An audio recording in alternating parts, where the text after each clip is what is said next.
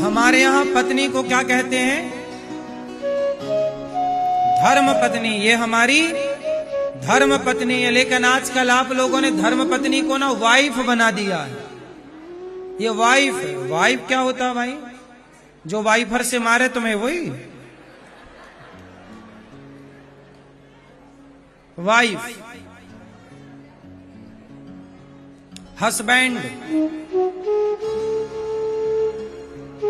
जिसका बैंड बजा बजा के हंसने ही ना दे, वो ये हस्बैंड।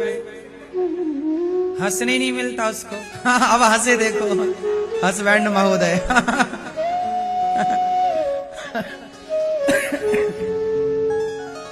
जैसे हंसने ही ना दिया जाए। यदि ज्यादा हंसे तो पूछ लेती है स्त्री, क्यों इतने हंस रहे हो, किसके लिए हंस रहे हो? तो जैसे हंसने ना दिया जाए, बैंड लिए खड़ी रहे बजाने के लिए, वही हस्बैंड। बीबी, आजकल लोग कहते बीबी है। बीबी क्या होता है?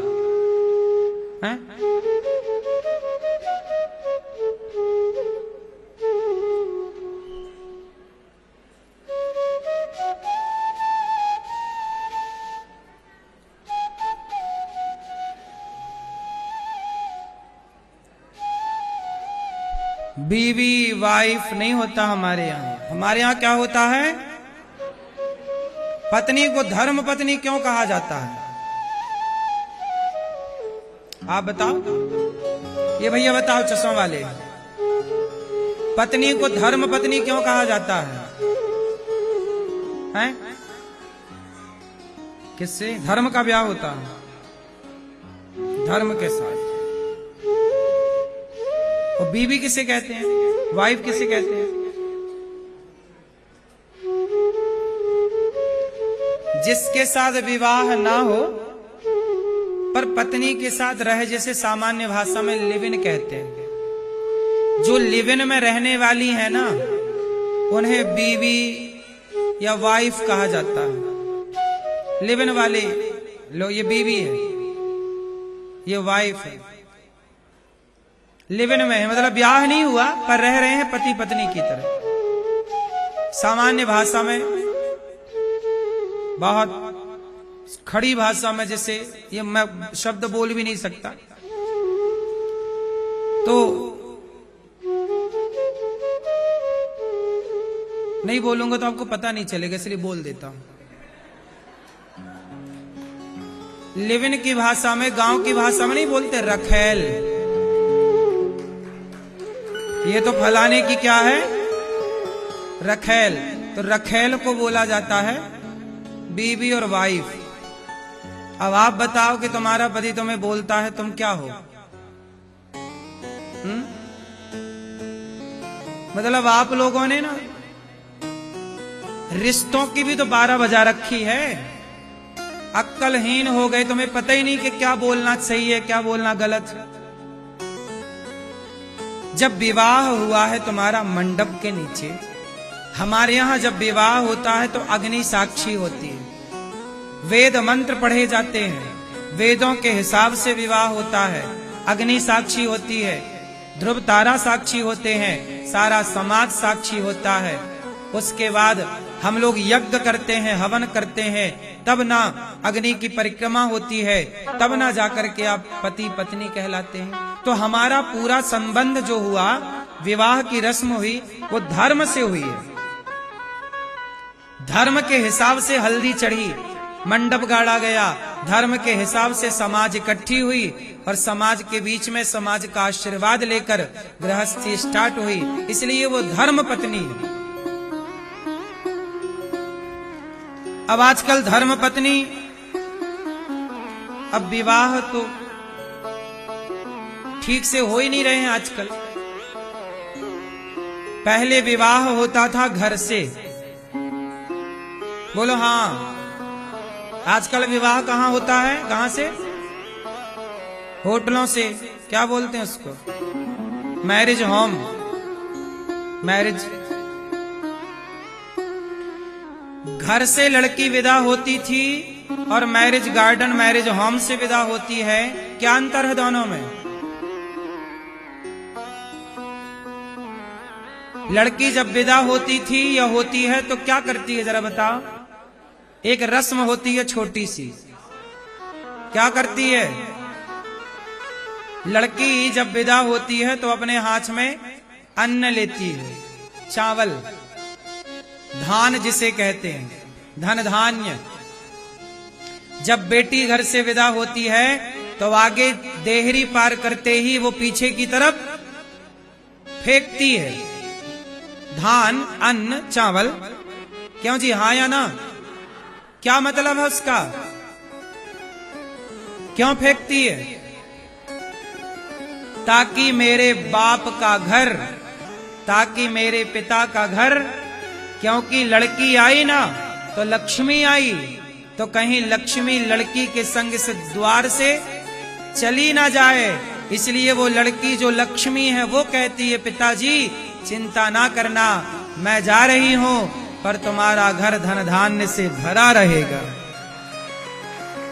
मैं एक रूप से जा रही हूं पर एक रूप से धन धान्य लक्ष्मी माता सदा तुम्हारे घर पे रहेगी।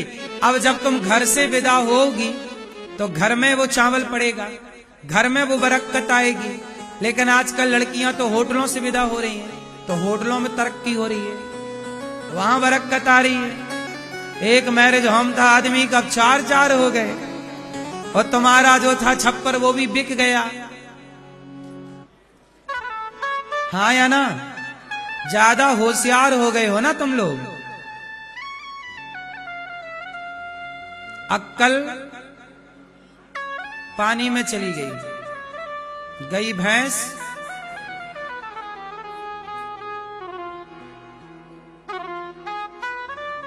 पुराने जमाने में बेटी घर से ही विदा होती, वही घर से ही ना विदा होगी।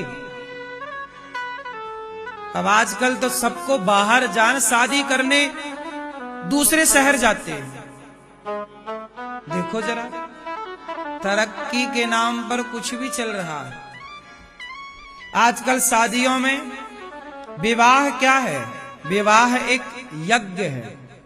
विवाह किसी यज्ञ से कम, विवाह एक यज्ञ है जहां एक अनजान, एक स्त्री और एक पुरुष सदा के लिए जुड़ने जा रहे हैं। ऐसा यज्ञ है कि एक अनजानी स्त्री एक अनजाने पुरुष के साथ अब जिंदगी बिताने के लिए रेडी है, तैयार है। एक ऐसा यज्ञ है। उस यज्ञ में आजकल दुल्हा भी शराब पी के मंडप के नीचे बैठता है, जबकि दुल्हा किसका रूप होता है मंडप के नीचे? बोलो बोलो। दुल्हा नारायण का रूप होता है और दुल्हन लक्ष्मी का रूप होती है। इसलिए सारा समाज मंडप के नीचे तुम्हारे पांव पूजते हैं, चाहे तुमसे छोटा हो चाहे तुमसे बड़ा हो, सब पांव। क्योंकि वहां पांव लड़की के नहीं पूजे जाते, वहां पांव लड़के के नहीं पूजे जाते, वहां पांव इस भाव से पूजे जाते हैं कि ये लक्ष्मी और नारायण, वहां भगवान के तुल्य तुम्हारा स्वरूप होता है। लेकिन बताइए, उस पवित्र बंधन में, उस पवित्र मंडप में भी शराब पी के लड़के बैठते हैं। इतनी अक्लहीनता, इतनी मूर्खता आ जाएगी समाज में।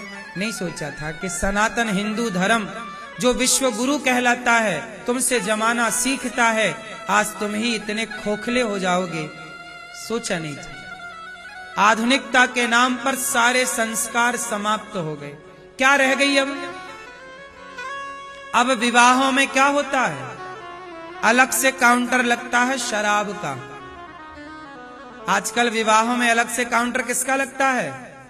शराब का। बाराती जो आते हैं वो वहां शराब, लड़की का बाप पूरी व्यवस्था करके रखता है। ऐसा लगता है कि बेटी का ब्याह नहीं कर रहा है, ये शराब का ठेका खोला है एक रात के लिए।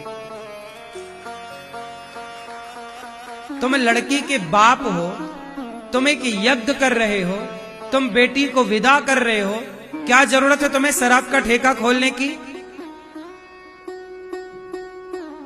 अब सोचो, शराब का ठेका तुमने बेटी के ब्याह में खोल दिया।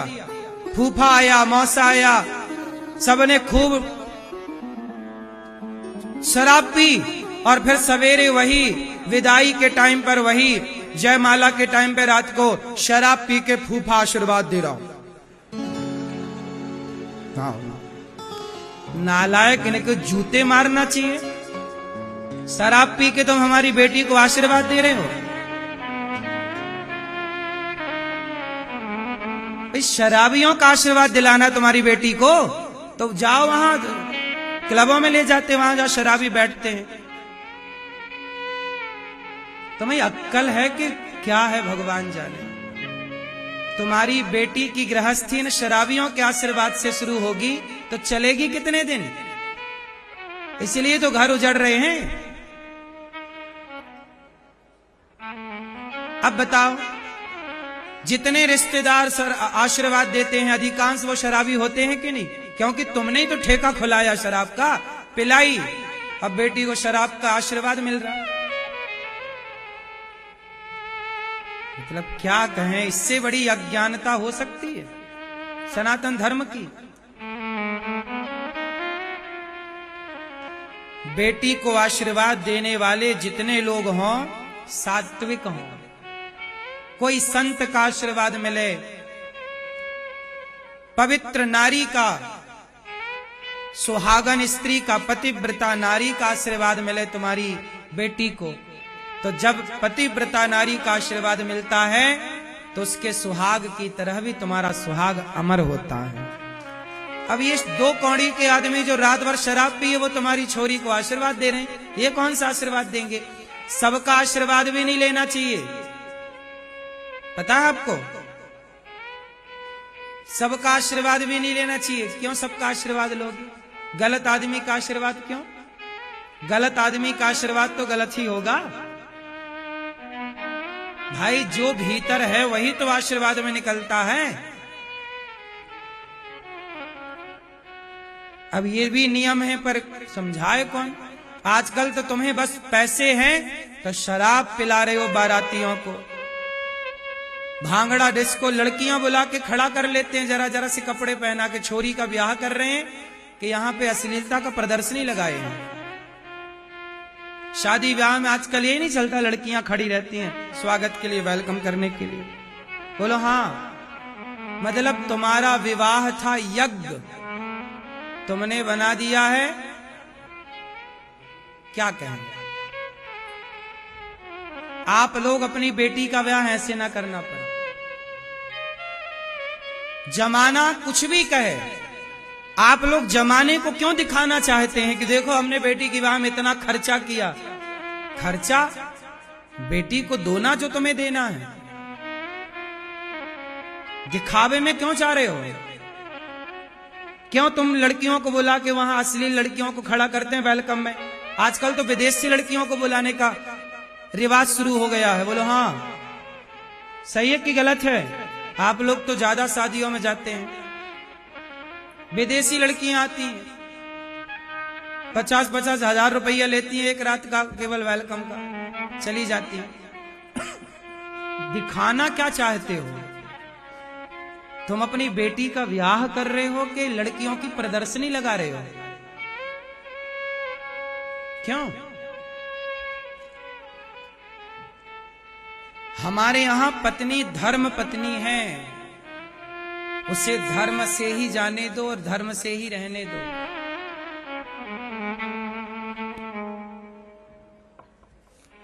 और बाद में फिर आपकी मर्जी, हमारा धर्म है समझाना, ना समझना तुम जो फिर मर्जी आए करो। शराब का ठेका क्यों? तुम शराब का वहां पे वो बनवा लो, नहाने का। सब बारातियों को नहलाओ, नहाएं, सब डुबकी स्विमिंग पूल में शराब भरवा दो, हमें क्या? सब नहाएं बाराती, शराब के स्विमिंग पूल में खूब तैरें।